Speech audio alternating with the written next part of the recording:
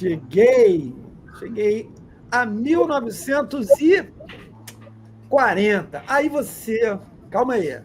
Você que acompanha o nosso canal vai virar e vai falar assim: peraí, tu vai falar de novo? Eu lembro que você falou de um Botafogo e São Paulo em 1940. Porra, não pode esquecer, se você assistiu. O jogo foi 8-1.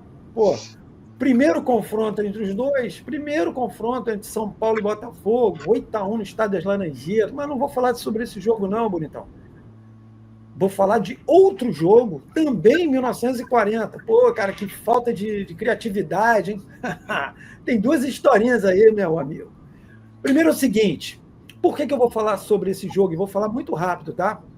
Bom, como eu avisei a você, quer dizer, lembrei você que assistiu e você que está assistindo pela primeira vez, eu estou te avisando que o Botafogo ganhou de 8-1 no primeiro confronto. O que acontece? A rapaziada de São Paulo voltou para casa com 8 na sacola e pensando numa revanche, na forra, né? Muito bem. Os dirigentes acertaram uma revanche. Esse primeiro jogo foi em julho, e eles acertaram uma revanche para o mês de novembro e marcaram para o dia 15 de novembro. Opa, surgiu um som alucinante aí. E marcaram para o dia 15 de novembro, dia da proclamação da República, né? Muito bem, o jogo em São Paulo, no estádio do Pacaembu, recém-inaugurado estádio do Pacaembu. O Pacaembu foi inaugurado no finzinho de abril, se não me engano, e esse jogo no dia 15 de novembro. Muito bem, a revanche. Então, por si só, isso já seria um tema interessante, né? Pô, o Botafogo vence por 8-1 e vai ter a revanche, que na realidade é a conclusão dessa história desses primeiros confrontos entre Botafogo e São Paulo. Só que tem um segundo tema bacana aí. Um jogador do São Paulo, um cara que jogava na linha média do São Paulo, chamado Lisandro, esse cara jogou o primeiro jogo. E aí não gostou, né, do resultado, evidentemente, e falou assim, não, vai ter fora, não tem mais, não tem essa.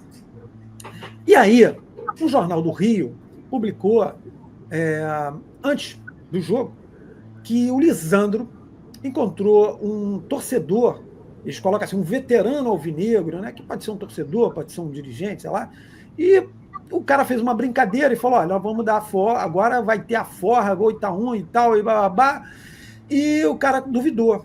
E o Botafogo tinha um jogador que estava surgindo, que veio de Minas, e arrebentando, que é o Geninho, que 2 jornais, um de São Paulo e o outro do Rio, que eles copiaram, chamaram de Nijinho. Olha só, completamente. O Nijinho também foi um grande astro do Palestra Itália de Minas, como o Nijinho, como o Geninho. Aí.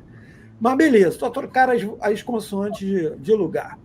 E o já ia confundir aqui, o Geninho arrebentando, começando muito bem no Botafogo. Se você não está associando o nome à pessoa, o Geninho foi um dos grandes meias da história do Botafogo de futebol e regatas, ainda na época do Botafogo Futebol Clube.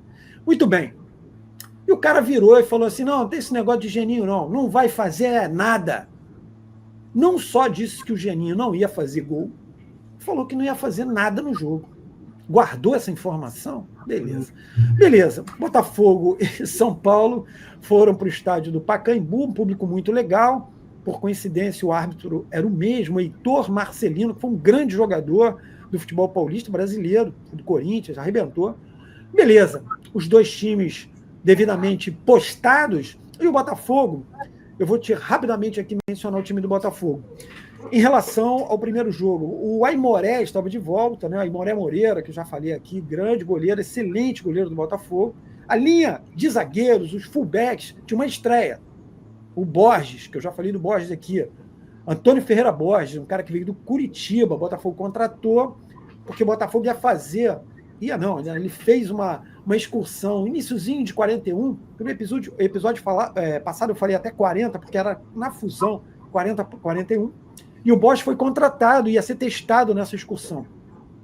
Além do Borges, o Botafogo trouxe outro cara do Curitiba, que era o Sardinha. O Sardinha veio, só que o contrato do Borges já foi homologado antes e o Borges já veio para a estreia. O Borges ia fazer a dupla de zaga com o Nariz, que eu já citei várias vezes, o Marcelo também já falou sobre ele aqui, Dr. Álvaro Lopes Cansado, médico, os dois formando a zaga. O Nariz já estava meio cansadão, porque já era veterano, tinha problema no joelho e tal. Aliás, nessa época, quase todos os jogadores tinham problema no joelho. Mas beleza. A dupla, então, Borges e Nariz. Linha média, Zezé Procópio. Lembrando, Copa de 38, essa fera, hein? Zezé Moreira no centro médio, ali na centrância, só baixando a porrada. Lembrando, Zezé Moreira, irmão de Aimoré Moreira, beleza? E como alvo esquerdo, o Canali, Heitor Canali, o grande Heitor Canali, um jogador também bastante importante no Botafogo. Agora o ataque é o seguinte: na ponta direita vai jogar um rapaz chamado Pascoal de Gregório. Eu falei no episódio passado, Pascoalzinho jogando de ponta direita. Quem assistiu ao episódio passado lembra que eu disse o seguinte: o cara jogava de centroavante, meia direita, ponta direita, precisou Pascoal na ponta. Tadic não estava podendo, não estava legal, beleza. Na meia direita, Heleno de Freitas surgindo no Botafogo, ok? Centroavância, Carvalho Leite. Enquanto o Heleno estava chegando, o Carvalho estava encerrando a sua história, mas os dois formando uma duplinha ali. Na meia esquerda, o Geninho, que eu falei, cara nova no Botafogo, e na ponta esquerda, Patesco, Flecha Rúvia, que também já falei várias vezes aqui. Muito bem, esse era o time do Botafogo. Lembra do Lisandro? Fez a aposta, o cara não vai fazer nada, Geninho não vai fazer nada. Cara, o Lisandro arrebentou, bicho. O cara, ô boca, durante 15 minutos. Porque o Geninho, aos 15 minutos, abre o placar para o Botafogo. Então, aquela aposta foi para o saco com 15 minutos. Porque ele disse que o Geninho não faria nada e sequer um golzinho.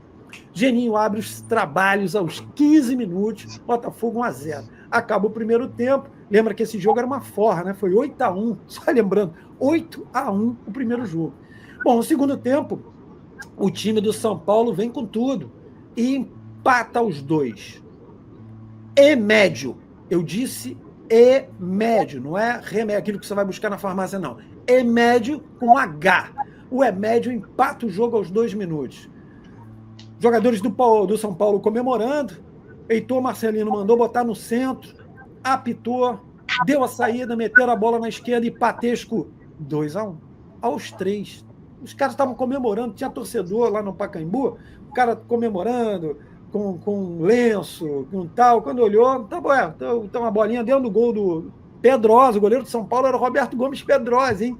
Que foi jogador do Botafogo, cria do Botafogo, Copa do Mundo 34 no Botafogo, e depois vai para São Paulo e se torna uma figura icônica no São Paulo, presidente de São Paulo, salvo engano, foi presidente da Federação Paulista. O cara, enfim, e ele era o goleiro. Foi buscar lá dentro, hein? Nosso Pedrosa. 2-1 Botafogo. São Paulo, um time valente, empata com o Mendes. O Mendes, eu lembro, eu tive um senhor lá perto de casa, seu Mendes era dono de uma loja de uma mecânica, gente finíssima. Seu Mendes não era o mesmo Mendes, evidentemente, que empata o jogo para o São Paulo. Jogo duro, o jogo estava lá e cá, maneiro. 2-2.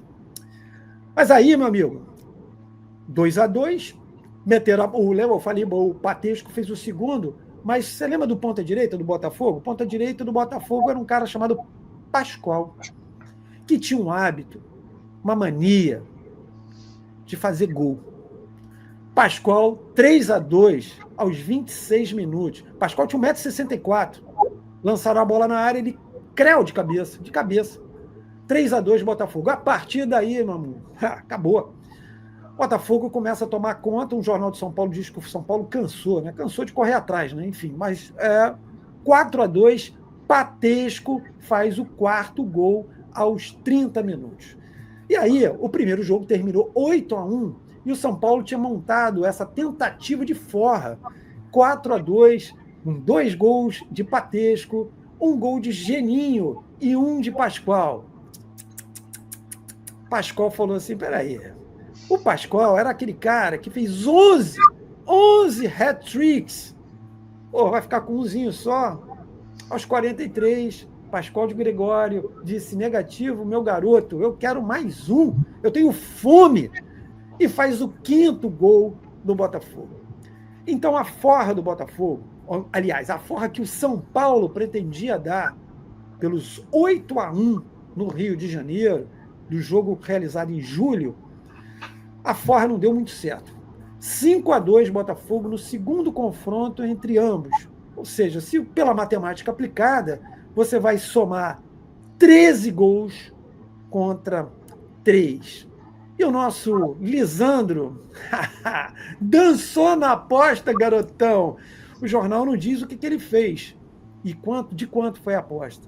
Mas ele voltou com mais uma na sacola e sem a grana. Essa foi a minha historinha de 1940. Duas histórias em Botafogo e São Paulo de 1940. Botafogo, um do Cora no São Paulo.